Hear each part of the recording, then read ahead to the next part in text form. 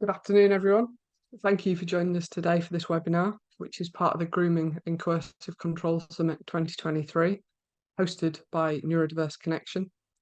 If you haven't heard of us before, Neurodiverse Connection is a community interest company that exists to elevate the voices of neurodivergent people to help them flourish and thrive.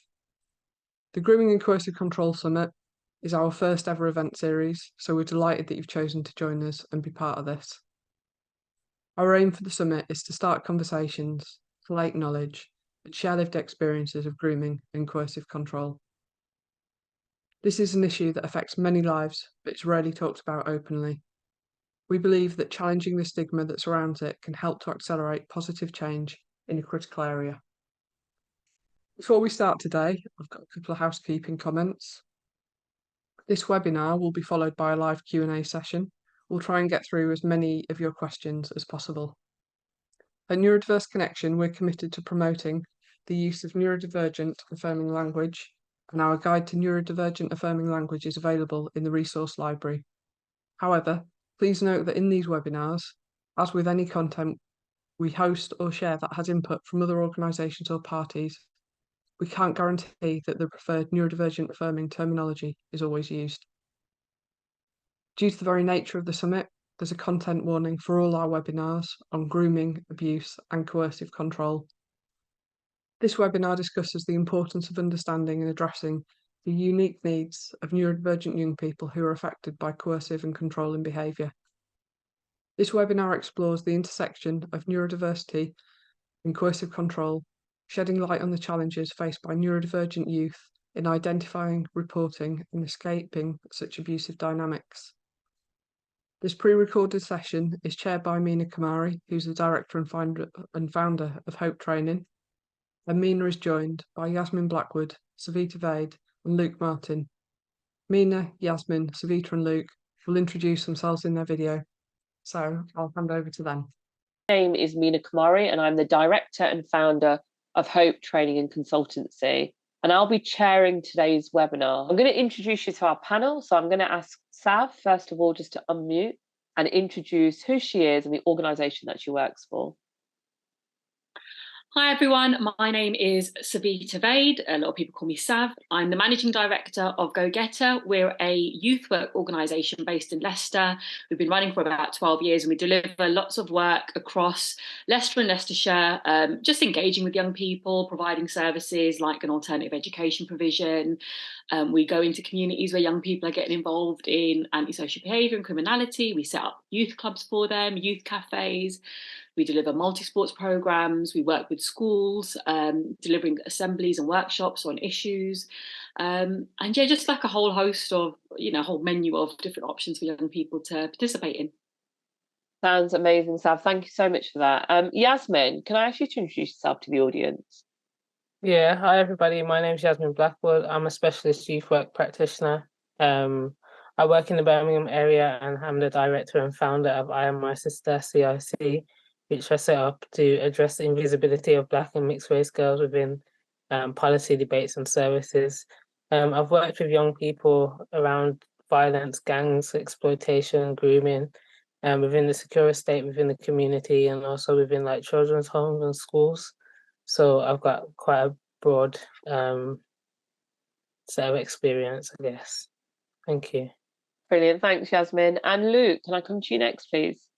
Yeah, hi, I'm Luke Martin. I'm a specialist consultant on domestic and sexual abuse. I've been working in the sector for just over 16 years now in various roles. A majority of my work focuses on working with male victims, heterosexual men and LGBTQIA plus communities. So looking at recovery programmes, service development and funding streams to work with those specific client groups. Brilliant, thank you so much. Thank you everybody for introducing yourselves. And just to emphasise, today's webinar will be focusing on young people who are neurodivergent, who have been impacted by coercive controlling behaviour or grooming. So there's just a series of questions. We're just going to be having a conversation about this. And Sav, I just kind of wanted to start off with you first, if that's okay. Can you just tell the audience a little bit about your story? I mean, how did Go Getta actually start? Why was it developed? And when did you actually start working with young people who are neurodivergent as well? So Go Getter is something that myself and my husband actually started 12 years ago. We both have careers spanning several years working with very diverse groups of young people. We've done lots. We've been foster carers, we've worked for social care services, working with children in care and care leavers. We've worked with young people who are homeless, high risk offenders, the youth offending service. So Go Getter was something that we'd set up, a little bit of a hobby really, where we'd go to work 9 to 5 and then in the evenings go and set up youth clubs with young people and just sort of do that in our spare time. And we were really fortunate that a few years ago we both committed full time to Go Getter. Now, as we know, young people, neurodiverse young people are part of society. So they've always been a part of the young people we engage with and we support. But particularly, our roles as foster carers, work with children in care and, care leavers, young offenders. We've seen a very high representation of young people with neurodiverse, diagnoses within those communities. So sadly for us, we see a lot of young people who are, can become quite vulnerable because of their neurodiversity. So a lot of young people who, are either on the spectrum, have dyslexia, ADHD, and that's often gone hand in hand actually with things like grooming and exploitation. I think a lot of those young people sadly find themselves in positions where they're, seeking attachment, seeking security because they're quite socially isolated. A lot of young people that we've worked with have, experienced adversity within the home, neglect within the home, abuse within the home, bullying within school. And so sadly, they can become very vulnerable to exploitation. So we work with a lot of young people who have, found themselves involved in, child sexual exploitation or criminal exploitation. So that's become a very big part of our work. Neurodiverse young people have always been a part of those young people that we support, and actually have been, it's been really interesting, and it's been a learning curve for us as well, because as we know, it is a spectrum and young people are very different in how they present and their individual needs. So we're constantly learning and trying to develop our knowledge and skills around how best to, support those young people. Brilliant. Thank you so much, Sav. And actually, you've really set the tone for this webinar, just kind of describing, neurodiversity, if we see it as a bit of an umbrella term, whether it's that learning or thinking differences between young people. You mentioned autism, ADHD. Some people talk to me about attention deficit disorder and educational needs, and we know young people are really, really different. And a lot of people are embracing it, but at the same time, we don't want people to be exploited if they do have it. And that levels of exploitation that you've talked about. Yasmin, am I right just to come to you next? So a lot of the work that you've been doing nationally and locally in Birmingham, you have been doing particularly around young Black women and girls in particular. What kind of strategies or resources do you think are good, or you use, or you would recommend to people if they are working with young Black women and girls who are neurodiverse, who are experiencing coercive controlling behaviour? Or do you actually think there's not actually a lot out there? Do you think people know enough about it? What do you think? I was going to say, I think that there isn't actually enough out there. I think there are set tools and things such as, like, for instance, mood cards. There's some, I can't remember the name of it. It's over there. I'll get it when someone else is speaking and come back. But there's a series of mood cards which helps to explain and recognize certain emotions, certain feelings, and it's got a breakdown of questions and affirmation. I think they're a good tool that I use with my young people. But I would say as a resource is time and accessibility, and I think that that's something that isn't available. There's not a lot of services who provide specialist support for Black and mixed Black girls to address, like, the cultural norms. There's things like the cultural norms, their expectations and experiences, learning, being in school and trying to navigate the school system, as well as navigating your home environment and the community. So I don't feel like there's a lot of resources. But what I would say is it's about trying to instill within the girls and the women that I work with about the different skills that are needed, the different tools, the different language as well, so that they're able to recognize what's going on around them, what might be happening to them, and things like that. Does that answer the question? Yeah, brilliant, Yasmin. Thank you for that. And I think that's really important. It's just to think about the tools that we already have, or the tools that can potentially be developed, But also there's that notion of, you talk a lot about how Black girls are quite invisible in the sector and actually not really known anyway. So we need to be talking about that a lot more. Luke, I'm going to come to you next, if that's okay. I was reading recently, there was some evidence that's come out that neurodivergence is more common within the LGBTQI plus community than it is amongst cisgender or heterosexual people. And one of the explanations the academic was talking about is that neurodivergent people are more likely to question and explore their gender or sexual identities, as they are less influenced by social norms and expectations. I don't know what your thoughts were kind of around that. But also just thinking about, does more research need to be done around this? And when we think about coercive controlling behaviour and describing it and people's just understanding it, you know, how are you coming across that when you work with, in particular, LGBTQ plus communities? Yeah, so we're starting to see more and more research coming out about this. There was a big piece of research that was done in 2008 that looked at almost 650,000 neurodiverse people's gender identity and sexual orientations. And what it found was that around 5% of cisgender people, so those who recognise the gender they're assigned at birth and still identify as that gender, were neurodiverse, whereas 24% of neurodiverse people identified as trans or non-cisgender, non-binary. So hugely disproportionate.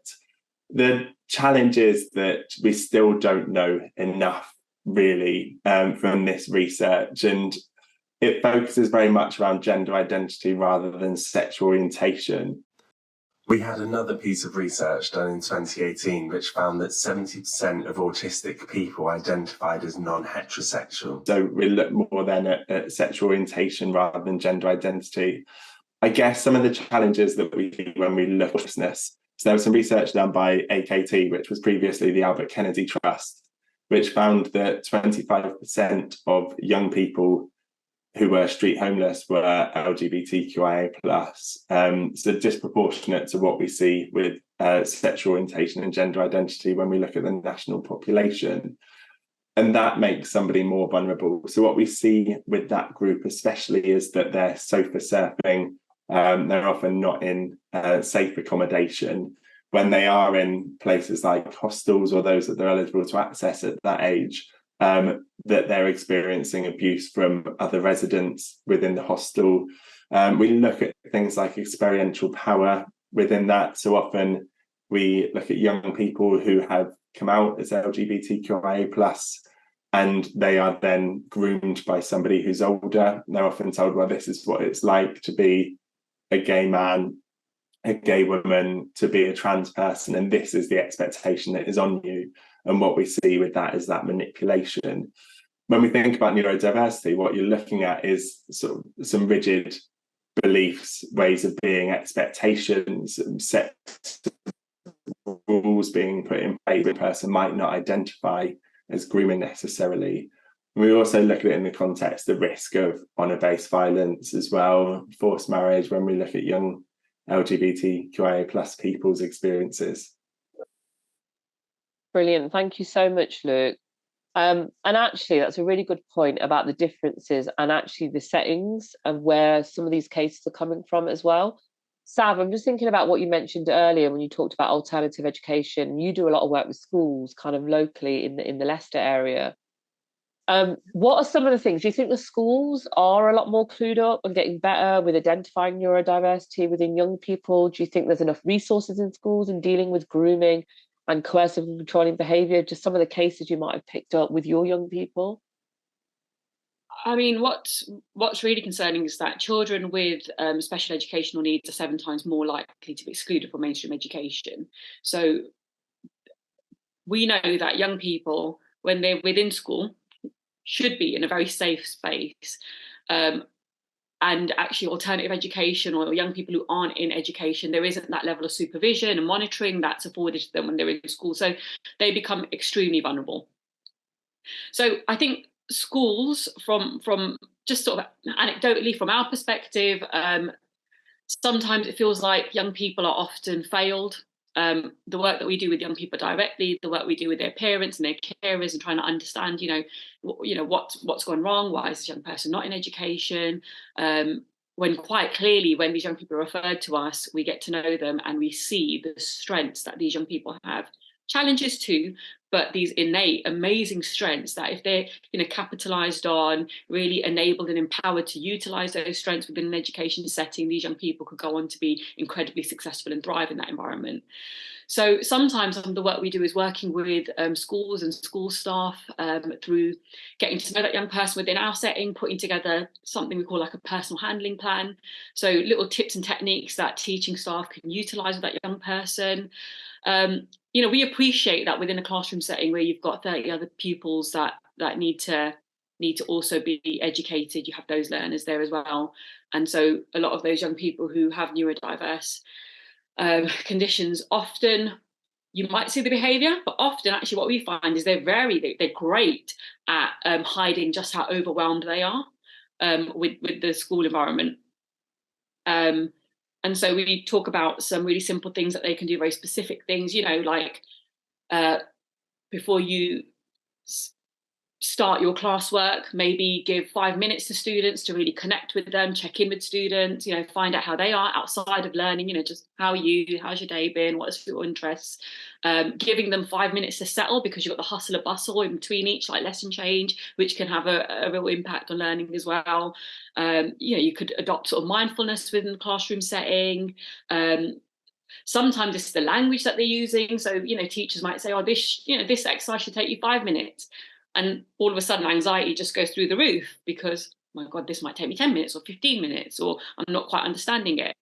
So actually just teaching, talking to staff about how to be mindful of the language they use. So there's loads of things that we feel schools can do very specifically, but what we don't see enough of, we feel, is like an embedded culture around celebrating neurodiversity within schools, so that there's a whole school approach, making sure that all staff are trained, all staff are well equipped to make reasonable adjustments for those students,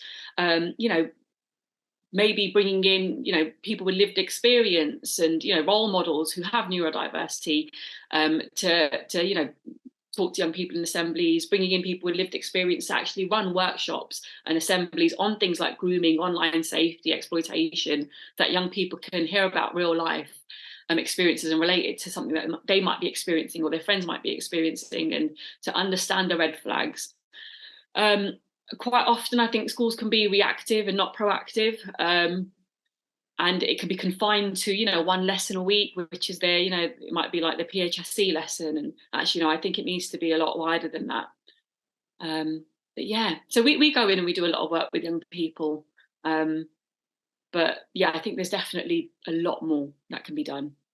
Yeah, and you raised a really good point. I really like the fact that you said neurodiversity actually needs to be celebrated a lot more, needs to be talked a lot more about in schools, bringing in those with lived experience to come in and talk about that so that they can spot those signs a little bit more. And just going back to spotting the signs and grooming in particular. So Yasmin, I just want to come back to you, and it's something that you mentioned earlier, because I know you've done a lot of work around gangs and COP. When they talked about grooming, they talk about it can be done online, it can be done in organizations, it can also be done in public spaces, but they refer to as street grooming.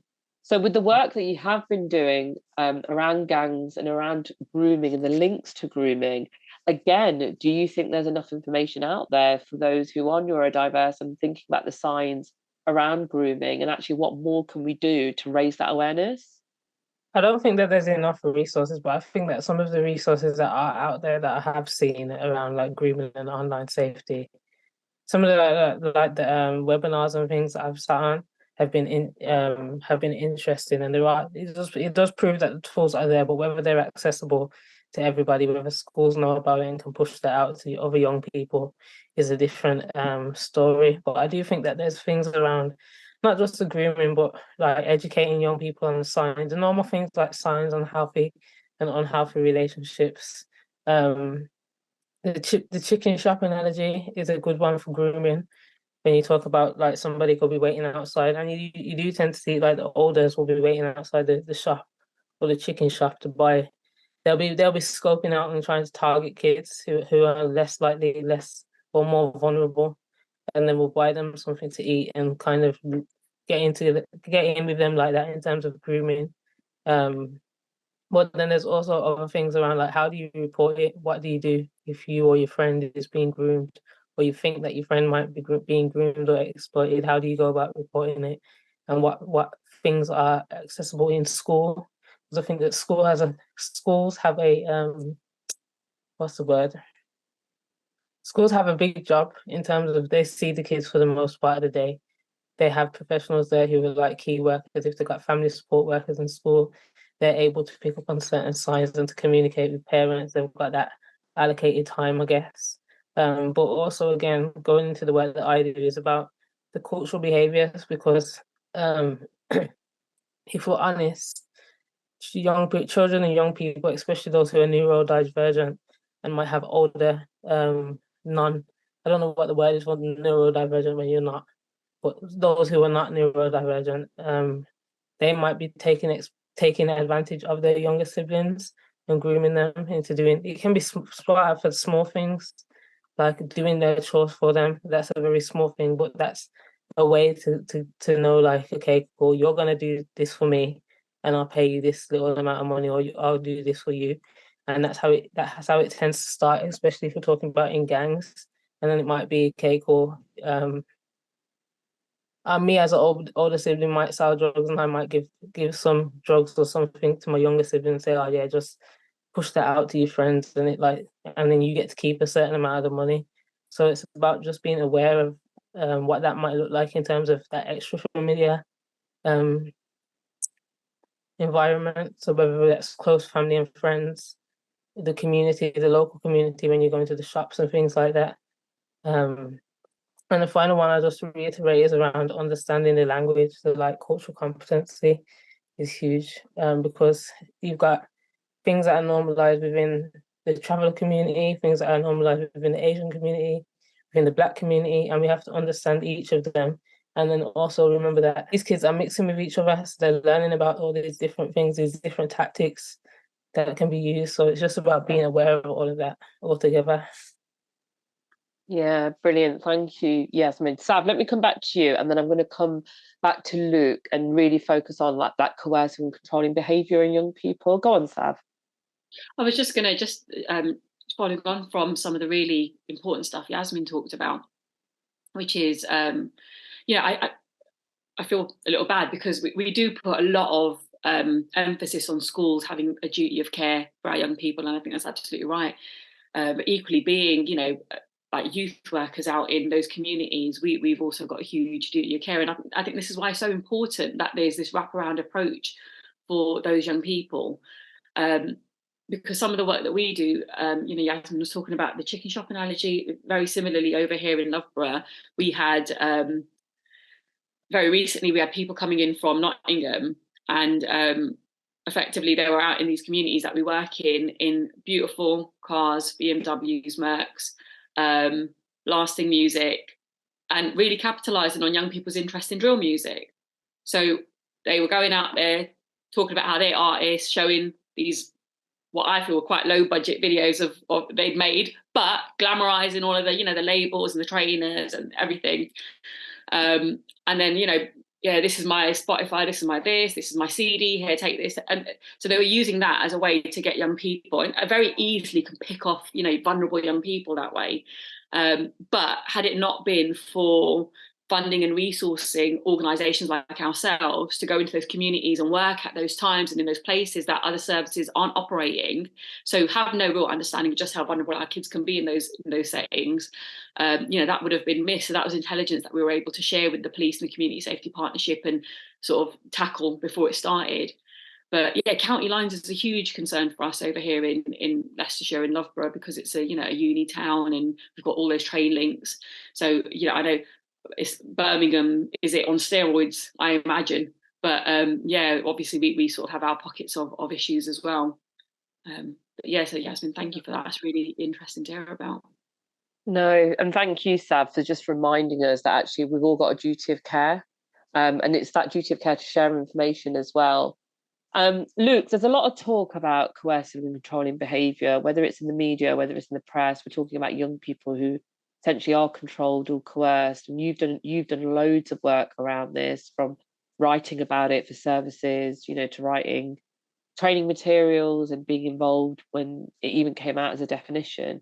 If you had to put it in simple terms for someone who is neurodiverse and is listening to this webinar and who potentially is a young person as well, or even an adult, how would you describe the difference between controlling behaviour and coercive behaviour, in that intimate partner setting as well? When we think about coercive and controlling behaviour, we focus on that fear. So being worried about a consequence, and not necessarily around being forced to do something, but there being a consequence if you don't. And that might be that your partner or the person using that behaviour sulks, or they shout, or they swear. There's this misconception when we think about coercive and controlling behaviour that there's a threat or there is violence that underpins it. And sometimes there will be, most definitely. But when we think about coercive and controlling behaviour, we're thinking about this drip, drip, drip effect of changing the way that someone lives their day-to-day life. And we often focus about specific rules being put in place. So it might be that somebody sulks if you're late, or if you're wearing the wrong clothes, or you don't use the right terminology. So it's thinking about what rules we might be governed by and what happens if we don't abide by those rules. Yeah, and that's really kind of clear. So, Sav, let me come back to you. If we want to be more inclusive and we want to be supportive of neurodivergent survivors of coercive control, making sure that they're aware of kind of grooming, what roles can any individual, whether they're working in statutory services, third sector organisations, you might have a police officer that's listening back to this webinar, what more do we need to do to be inclusive and to kind of be aware of the needs of neurodivergent young people? And what more can we do as a society? I think it's, just being very self-aware about what our, what your gaps in your knowledge might be. So, educating ourselves, looking for resources, getting on training, making sure, because I think things are changing all the time. And as more and more research comes out, we'll learn about actually how, how grooming, coercive control, abuse affects and impacts neurodivergent young people, or what their risks might be. And so I think it's really important just to stay schooled up on that stuff. I think really being able to tie in with the experts in the area as well. So just understanding, who are your local services, who are those experts, who are those services that you can signpost and refer young people into. But I think there's got to be multi-agency working, like we mentioned before. I think information sharing is really important, but I mentioned it before, having a wraparound, having that wraparound support for those young people, I think is vital.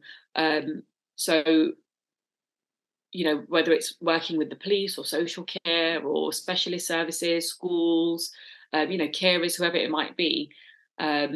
I'd say it's just about collaboration and partnership working and being able to really share resources. I think is very important. We have a lot of young people who come to our youth clubs, for example, that we know in a very different way than I think any other service would know that young person. So we have a real responsibility to share that information, where it's consented to and it's appropriate to, with parents, with teachers. And I know everyone gets busy, but just making that really concerted effort to do that, because I think that could be all the difference. If you know what you're doing works really well with this young person, then share that so that their teacher can do that. It might be a really simple little technique or tip or tool. The teacher can do it, or the parent might be able to, implement it within the home environment and home routines as well. Just small things like that, I think. Oh, that's brilliant. And actually, Sav, they're not small things, are they? You've given some really good advice about what people what more people, the kind of things that they can do to make sure that they do have that inclusive kind of environment. Yasmin, if I come back to you, and if we think about the young people that you've worked with over the years, the work that you've done as a youth practitioner, what advice would you give to a young person just kind of around if they are scared or if they feel like they are being groomed or that relationship isn't very healthy? what are some of the things that you have said to young people over the years? I think the first thing I was gonna say was that it's okay not to be okay, because a lot of the times they have to feel like they have to be okay and they have to have all the answers. And a lot of the times as adults, we don't even have all the answers, which is where, as Savita was saying, the self-awareness, the collaboration, the information sharing and the partnership working comes in as professionals. But to young people, I just say to take it each day as it comes, to find somebody that you trust, as whether that's an adult or even if it's a friend. But if it's a friend, it has to be an adult who the two of you or one of you can go and confide in to get the appropriate support and advice. I think it's a difficult one though, because what I have found is that a lot of the young people that I've worked with haven't been diagnosed until they're like in the prison system or on the verge of being kicked out of school. And then it's about how then the teachers implement even things like the paper accessibility again, the color of the paper. I had one young person whose paper had to be blue, and she went all the way till I think it was the end of year 10 before she was getting her blue paper. And then that was transpiring out into her behavior, and she was acting out in class and getting into trouble and going into isolation and things like that. But I would just say it's just about finding somebody that you can confide in, finding an appropriate adult that you can trust, that you can talk to, get advice from. Yeah, the one thing that I can say is just speaking to somebody. That's one of the most important things, because a lot of the times, like I said, they're not equipped with the necessary skills, abilities, education to help themselves. So it's about going somewhere where they can get that. Brilliant. Thank you, Yasmin. And Luke, just lastly, I know intersectionality is something that's really important and it's part of a lot of the work that you do, and it's a framework that you use just like I use. And, you know, when we do have young people that have more than one identity that they're coming with, whether it's to services, you know, whether it's in their schools, and particularly those who do come from LGBTQI communities where we know domestic abuse is really heavily underreported, there's still a lot of stigma, there's still a lot of myths attached to it. What kind of advice would you give to the community if they are thinking about reporting? But also just kind of being really mindful of some of the barriers that they might have when it comes to reporting? So I think one of the biggest barriers when we're looking at young LGBTQIA people is that they've got to come out, that if they go and engage in support, they're going to have to disclose to this person that they're LGBTQIA. And if they don't feel comfortable doing that, they're not going to be able to disclose the abuse that they might be experiencing. And we see lots of young people starting to talk about having to come out twice, because they've got to come out because of their sexual orientation, and then they've got to come out with their neurodiversity. And we're seeing more adults sort of replicating that, saying they felt that they had to come out as neurodiverse in their place of work. So that's a huge challenge. We might look then to work with specific services that work with young LGBTQIA people. I think there's this expectation, and Yasmin and Sav both talked about it earlier, that these professionals are experts in everything, and they're not, most definitely. And it very much sits in that intersectionality model of that you'll have somebody who's an LGBTQIA specialist or a domestic abuse specialist, or somebody that works specifically around neurodiversity, and it's around sharing that knowledge, that understanding, and thinking about what those pathways look like for young people, but also thinking about how that's implemented, how it's promoted, what kind of language is being used. And I think it's really important for professionals to go, I don't know, and to feel safe in saying that they don't know about something, that we've all got areas of expertise, but also thinking about how that then rolls out into things like communities, and again thinking about other elements of identity, whether it's around race or religion or language or ability, how we make these services accessible, and not saying that you have to access an LGBTQIA plus service, or you have to access a service for somebody who's neurodiverse, that actually we should all be upskilled on all of these issues so that we've got that wraparound holistic approach. Yeah, I absolutely love that, Luke. I think that's so important. And the holistic approach, I know, is something that we're all really passionate about in this room, and making sure, and Sav's talks about it, that wraparound service, and Yasmin just talking about that fact that actually we need to talk about this, people need to listen, and everything needs to be really inclusive. I cannot thank you all enough for coming on today and speaking to me on this webinar. If you have been listening in, thank you so much for listening to the webinar. I want to thank Sav again. I want to thank Luke, and I want to thank Yasmin for your time today. If again, just to emphasize that, you know, if you have been listening in and anything might have triggered for you, just please have a look at the services that will be on the website. Please access the relevant support. And we've got a series of these webinars that will be playing over the summit period. And thank you for listening in today. So I'm just going to say thank you to all our guests. Thank you for being on, and thank you everyone for listening in today. Thank you, everybody. Fantastic. Thanks so much to all of our speakers. So we are now coming to the Q&A, and I'm delighted that both Luke and Meena are able to join us. So I'm going to kick it off with a question. I really enjoyed the discussion. I'm really curious if there's anything that that your colleagues have shared as part of this discussion or as part of your preparation for the summit that you think like that's a great idea. That's an adjustment that I hadn't thought of or hadn't been aware of that I would like to make. Luke, I'll come to you first with that. I will apologise that Meena and I are both named Luke Martin. I think we struggled with links. I think for me, a lot of it has been around language, and it's definitely been a learning curve for me, exploring this a little bit more suitable and appropriate language, thinking about how we link in with other services. And I just want to reiterate again that multi-agency working, we can't all know everything. We've all got sort of areas of expertise, but we've also all got capacity to learn more. So thinking about how we can link in with specialist services to further our knowledge and understanding and offer a more suitable response for victim survivors. Thanks, Luke. Meena, do you want to comment on that one? Yeah, I think I just want to agree with kind of Luke around kind of services and materials. And I think this summit's been really great in kind of raising a lot of those, raising the awareness, but also raising the questions within some of the services me and Luke have been working with, or we work for as well. But even as individuals ourselves, just checking in, I think it's really important to check in with yourself when you are doing this work and thinking about the services that are being run.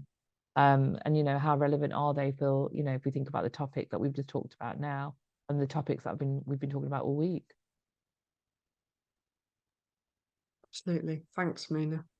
And we've heard, again, in the discussion that that it's really common for children, young people, and actually particularly neurodivergent young people, I think, to hide how overwhelmed they're feeling, you know, to mask, to cover up, to act as if.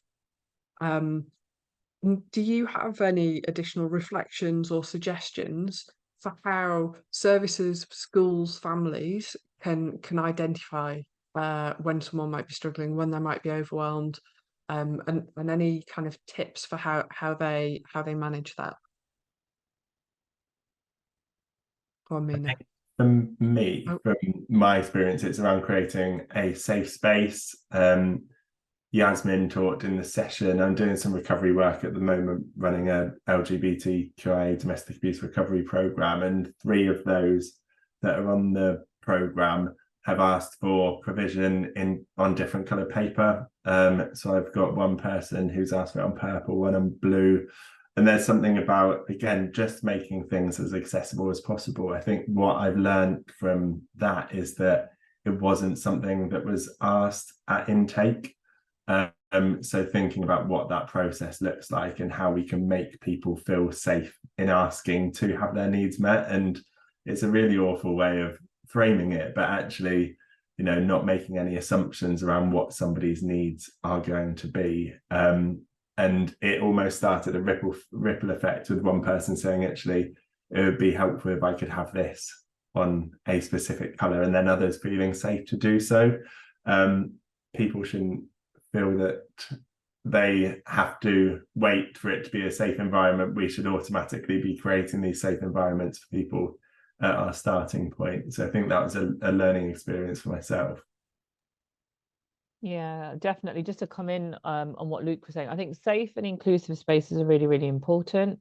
I think schools or any form of educational settings or any settings with young people, be aware of the resources that you've got as well, because there's something about young people who are neurodivergent also gearing or feeling, am I okay to talk to this person? So how am I going to engage with you? Like, are you going to judge me because of kind of the way that I am? You know, what biases do, you know, practitioners have in their own practice around neurodivergent young people as well? Because let's be real, you know, everyone has those biases. And I think if you think about resources and young people who are neurodivergent, who may not recognize what's a healthy or unhealthy relationship, there's loads of kind of recovery programs, there's loads of materials out there, like national services, like Women's Aid have put together, Respect have put together, which is a national domestic abuse service. Luke has done so many materials, and you know, he trains on this and advocates for this, as do I. And it's just getting the right material in the right way out, because it's also being really mindful that everyone's different. So the way that you might also work with, if I think about Yasmin's cohort of a particularly Black young neurodivergent girls, might be very different to some of the, you know, the young girls that I work with from different communities. So it's not assuming that everyone wants the same thing as well. Thanks, Meena. And we have had questions from people about resources. Where do people go to find this? Is it possible that we can share them as part of this webinar, or do people need to kind of come to your organisations for training? How might people access those resources? So there is a national agency called Respect, and at the moment they actually are doing quite a lot around young people and domestic abuse. One thing I have noticed though, and Luke, correct me if I'm wrong, I haven't seen anything around neurodivergent young people and domestic abuse or healthy relationships or unhealthy relationships on the Respect's website. But they have a lot of generic information if you kind of want to go on and think about young people and domestic abuse kind of in general. But one of the things you can do is if you reach out to Luke and if you reach out to myself, and our contact details should be on the website, or we're happy to share them with Jill, we will keep looking and make sure that once we see these resources, because I'll be honest with all of you on here, they are really, really hard to find because people are just not putting them out there. So they might be doing it behind closed doors in their office with their, you know, the practitioners and with service users that are coming in, or anyone who's neurodivergent. But what I'm not finding is that they're publicly publicizing it on their websites. Luke, I don't know if you're seeing something different. I'm not seeing that. It's not really visual. And I want to keep it real for everyone on this call to also, if you are a service and you can provide those resources as well, get involved. Thanks, Meena. So important. And I think it speaks to some of the early conversations that you and I had around the reason and the need for this summit. Like, and it came from it not being spoken about, and us not being able to find information, not being able to find information that was appropriate and tailored to the needs of neurodivergent people, including young people. And so we're really delighted to bring together and share, and including there's a resource that my colleague Kay has developed, which has some kind of red flags, green flags around spotting healthy and unhealthy relationships. Yeah, but that we know that there is a gap, and like that's why we're here and we're speaking about it. So I'm going to move us on to the next question. How can you help a neurodivergent teen or young person recognise an unhealthy relationship? If they've never been in a relationship, it can be hard for them to know what is or isn't okay. What questions can we ask to establish if it's healthy? I don't know, Meena or Luke, who wants to start with that? I Meena, don't go on. mind starting. Yeah, I don't mind starting. So, I mean, one of the things we tend to think about is when you're in a healthy relationship, you're looking for traits where you don't feel uncomfortable in that relationship. So you are not uncomfortable to kind of, you might be to get physical or intimate with your partner or your boyfriend or your girlfriend, or it might be you are comfortable to send a text message or to have a conversation about something, or if you say a certain word or you're in a conversation. And not, you know, all couples will challenge each other. Of course they do, but they do it in a healthy way. So it's kind of, how does that other person make you feel if maybe you don't always agree on something? Or maybe you're wearing a piece of clothing, or you've done your hair in a certain way, or you're going out with your friends. How is your partner reacting to you? And some of the young people I've worked with who are neurodivergent, they might say things like, you know, they're really questioning everywhere I am. I'm constantly getting text messages. I get asked to kind of leave my live locations on when I'm on kind of Snapchat. They want to know where I am all the time. You know, is that healthy? Is that kind of normal? And relationships are about trust, right? And relationships is about kind of having those dialogues, but having it in a healthy way. So a lot of this is about kind of thinking, what do you deem healthy? And we do a lot of work, myself and Luke, in kind of getting adults and young people to think about what is healthy. But also romance is really glamorized as well. If you think about some of the programs that are out there, some of the reality TV shows, you know, the way that you should be looking, the way that you should be being, and that can also have an influence. I'm not saying it always has an influence, but it could have an influence. I don't know if Luke had anything else though to add. I think the other element that I've seen quite a lot recently is a weaponizing of somebody's neurodivergent identity, and this language of you don't understand because you are a neurodivergent person.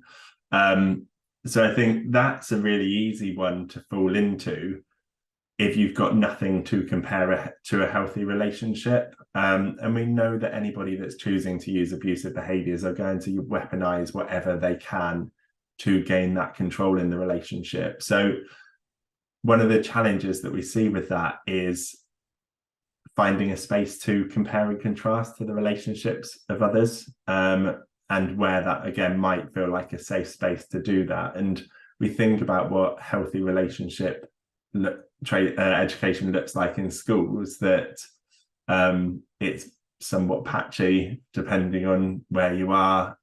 It's very much focused on neurotypical relationships. So thinking about how that can be expanded and how we can bring in sort of specialist knowledge and understanding. Thanks, Luke. Yeah, absolutely. I had a little wry smile as you described it as somewhat patchy. I think that's, yeah, very, very a generous reflection of the reality. And yeah, I really appreciated both of your comments about actually we can model healthy relationships.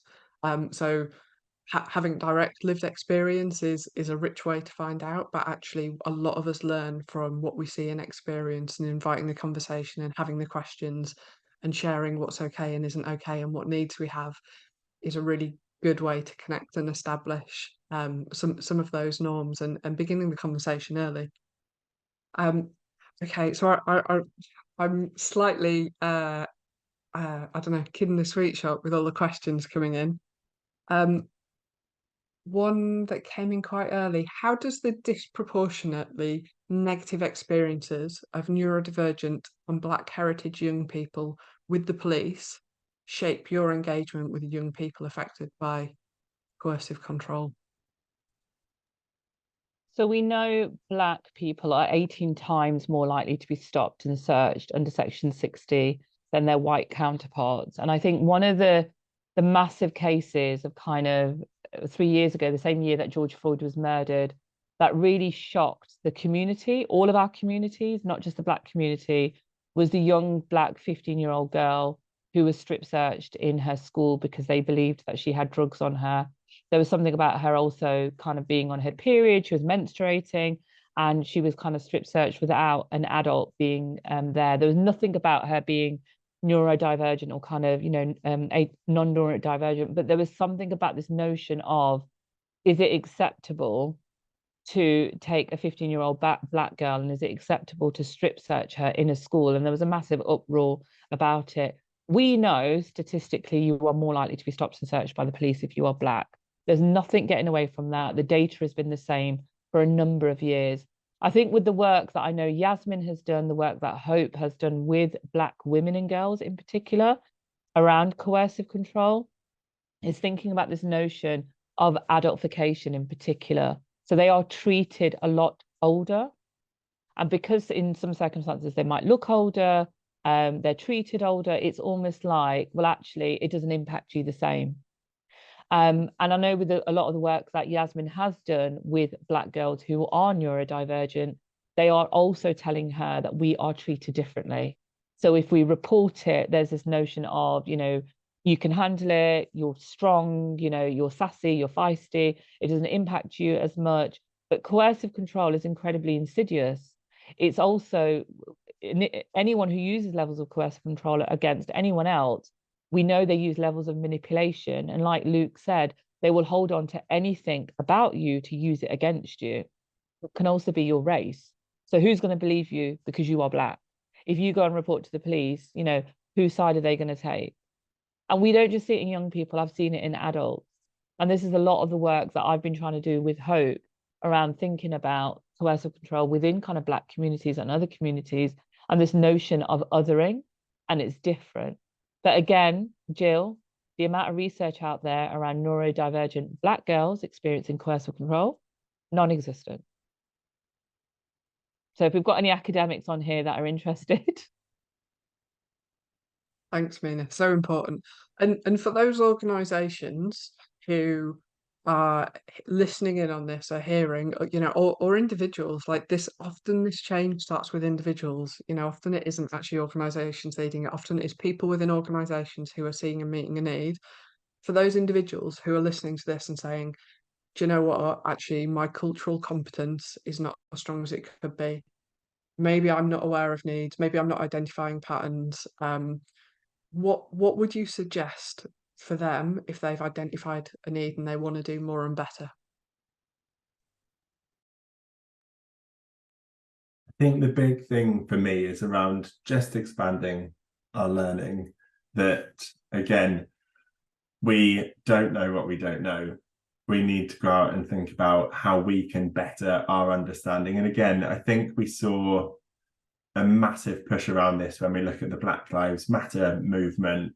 There was still this sense of entitlement and this sense of privilege that you need to educate me. As a community, you need to tell me what I should be doing. But actually, as individuals, we can go away and we can read and we can watch things and listen to podcasts and attend events like the summit this week, that we can further our own understanding. And then we need to think about where survivor voice comes into this. So a lot of our services, both Meena and I deliver by and for services, and we share our experiences and expertise through our lived experience. But actually, we need to look at how we bring neurodivergent people into our services and give them a seat at the table to share what their experiences look like and how they can assist us in shaping our services. I think the expectation on that is that if we're expecting people to share their experiences, they need to be there as a paid position. We often get this expectation that people will come and share their lived experiences for free and sort of monopolize on people wanting to bring system change in. So thinking about how we can sort of bring equity in with that when we're looking at this shaping of provision. Thanks, Luke. Fantastic. And you mentioned in the conversation that autistic people are more likely to identify as LGBTQIA+. Is there anything that you'd like to see schools and services doing and to consider and meet the needs of queer neurodivergent people? I think, again, a lot of it's around a better understanding, that we think about what additional training might be needed. I think from my engagement with domestic abuse provision especially, there's always an assumption when we think about accessibility. We think about language that's been used previously around hard to reach communities. LGBT plus neurodivergent people don't live in the middle of nowhere. They're not sort of invisible to society. They live on our streets, they shop in our supermarkets, you know. Actually, it's seldom heard. So again, it's about thinking about how we make these services accessible, what needs may be different for neurodivergent people, and what we need to be doing as services of provision to meet those needs, rather than putting expectation onto survivors themselves to adapt their coping strategies, their identity to access provision. Thank you. Okay, so we are coming to the end of the session. Before we finish, I just want to invite both of you to make any final reflections. Meena, is there anything additional that you want to say before we finish? Yeah, I mean, I said this the other day at one of the other kind of webinars that I was on. The 18 years that I've been doing this work, this is the first year in 18 years that we are talking about neurodiversity and coercive control in the context that we have. It's been too long. We should have done this years ago. I'm really grateful that this space has been developed. And for those that are listening in, let's not stop the conversation after this Summit Week. We need to continue it. There's still a lot more work to go. We're on a journey. This isn't an end point. So I just want to say thank you to your organisation, Jill, as well. Thanks, Meena. Really appreciate that, and yeah, and appreciate you joining us and partnering with us and supporting us in this. Luke. Very similar to Meena, I think a massive thank you to the work that you're doing. I'm very grateful you've got some incredible resources on your website and sent an incredible document through around language, which again was really helpful for me to expand my knowledge and understanding and try and be a little bit better in getting things right first time. So yeah, just linking in with specialist agencies such as yourself has been incredible. So thank you very much for having me. Amazing. Thanks both, and also to your colleagues so much for your contributions, and I've certainly learnt from this webinar too. I am afraid that's all we have time for. Thanks again to all of our speakers and to everyone who's attended. We hope that you've enjoyed this webinar as part of the Grooming and Coercive Control Summit 2023. It's been a pleasure hosting you today. We're Neurodiverse Connection. You can find us at ndconnection.co.uk, follow us on Twitter at ndconnectionuk, and find us on LinkedIn. Again, thanks very much for joining us, and take care.